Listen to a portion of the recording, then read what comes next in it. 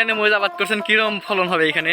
ইনশাল্লাহ ভাই, এই যে যেমন দেখেন মরিচটা দেখেন ভাই, অনেক কষ্ট করছি, আমার বহুত টাকা পয়সা গেছে, আমার 2 শতক জমি আছে এখানে, আমি মরিচ আবাদ করছি 2 শতকে, মনে করলেন ভাই 6 লক্ষ টাকার মরিচ বেচতে পারবো ভাই। তো এখানে খরচ গেছে কিরকম আপনার এখানে? এই খরচ 50,000 টাকা খরচ গেছে ভাই। 50,000 টাকা খরচ গেছে? হ্যাঁ। তো আশা করছেন কিরকম আশা করা যায় বেচা নাম্বার? 50,000 টাকা খরচ করছি ভাই, 6 লক্ষ টাকা আমি বেচতে পারবো।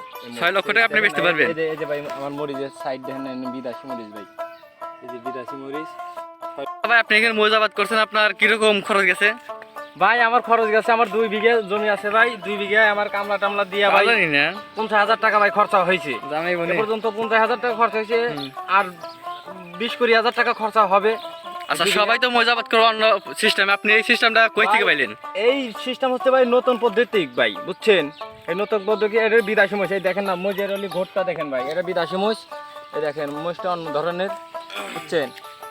এই মনে করলেন 50,000 টাকার মধ্যে খরচা চলে আছে, তখন 60-70,000, এখানে আমি মনে করলেন 6 লক্ষ টাকা আমি করতে পারবো, লেনদেন করতে পারবো। তো এখানে একটা গাছে কিরকম মরিচ ধরবো? একটা গাছে শেষের দিকে 3-4 কেজি মরিচ ধরবে। 3 থেকে 4 কেজি? 4 কেজি। তো অনেক মরিচ। এখানে গাছ আছে আনুমানিক কতটি গাছ লাগাইছেন? এখানে গাছ আছে 3-4 হাজার। 3 থেকে 4 হাজার? 4 হাজার। তো অনেক গাছ লাগাইছেন। হ্যাঁ, ইনশাল্লাহ অনেক গাছ। তো এখানে পানি দেন কতদিন বাদ হবে, সিস্টেম কি? এখানে কোনো পানি দেওয়ার সিস্টেম না ভাই, এই দেখেন এপিলি আছে না, পিলি আছে, যে সঙ্গে মুষ্টি গঠন করছি ভিতরে, সে সঙ্গে পানি ছাড় দিছি।